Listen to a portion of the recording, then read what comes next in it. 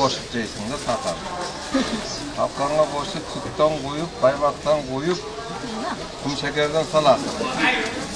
Асылгүл Нурумбетова Бишкек шаарынын тургуну. Ал адаттагыдай кызы менен үйүнө азык-түлүк алып жаткан чагы. Буга чейин айрым азыктардын кымбаттаганына күбө болсо, учурда кумшекердин баасы дагы көтөрүлгөндүгүн байкаган. Мурда эми сахар арзан болгондо кеңири колдончубуз, пирог жасачубуз, балдарга шириндиктерди пиширип берет элек. Азыр только чай менен гана ичкенге алабыз да сахарды мисалычы.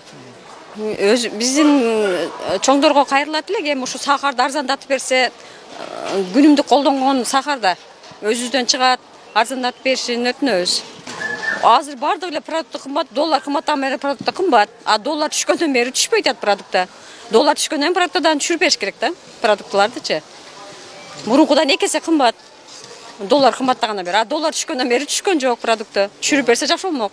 Акыркы кездеги мындай баанын өсүшү тургундарга гана эмес, жалпы соодагерлерге дагы жеңил болгон эмес. Алсак кумшекерди башта 60-70 сомдон гана алып сатса, азыр 93 сомдон алуудабыз дешет сатуучулар. Муну менен соодадагы солгун болуп калгандыгын айтышат. Эми азыр сахар сурата, сахар бүгүн 93 сомдон келди. 95, 95, эми кече 95тен сатып атканбыз. Эми 98, 100 сомго чейин сатылып атат. Эми көбүрөөк алса 98, 97 сом.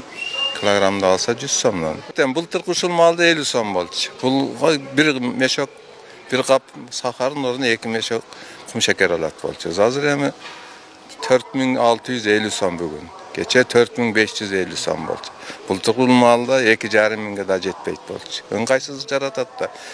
Бир эле алуучуларыбыз биз үчүн да кыйын болуп атат да.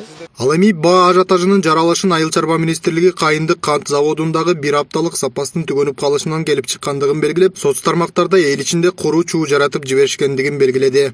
Туура. Бул жерде ортодо Кайындык кантта өзүбүз өндүргөн кум шекер түгөнгөн 1 жумалык 10 күндүк мөөнөттүн ичинде болду.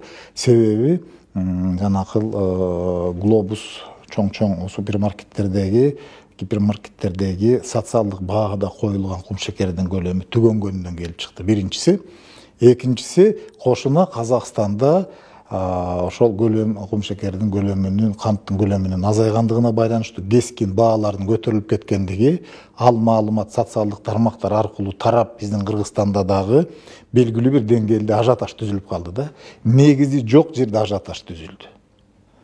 Мына ошонун кесепетинен албетте ошол соода түйүндөрүндө ошого адекваттуу реакция болду. Буга улай монополияга каршы жөнгө салуу агенттиги кескин чараларды жүргүзө баштагандыгын айтышат. Алар алгач азык-түлүк, анын ичинде кум шекер баасын ойнотуп жаткан монополисттерди тез арада жөнгө салабыз дешет. Эми мындай, чыныгы базарларда биздин көзөмөлдөгү укугубуз жок. Себеби дегенде рынок экономикасында бардыгы негизинен рынок тарабынан калыпка кириш керек.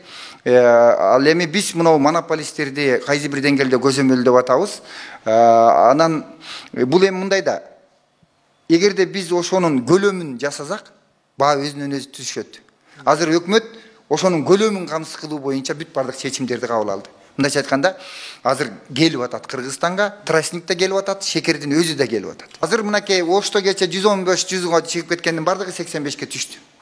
Министрликтин маалыматына караганда 2022 жылы кант кызылчасынын дүң жыйымы 92,6 миң тоннаны түзгөн. Бул республиканы кант менен 59,5% камсыздайт. Ошол эле учурда Кыргызстандын ички керектөөсүн жабуу үчүн жылына 170,8 тонна кум шекер талап кылынат. Мындан тышкары өлкөнү кум шекер менен камсыз кылуу үчүн 75-79 миң тонна кум шекер импорттоо зарыл. Алишер Асанов, Калы Сөмүралиев, Регион телеканалы, Бишкек шаары.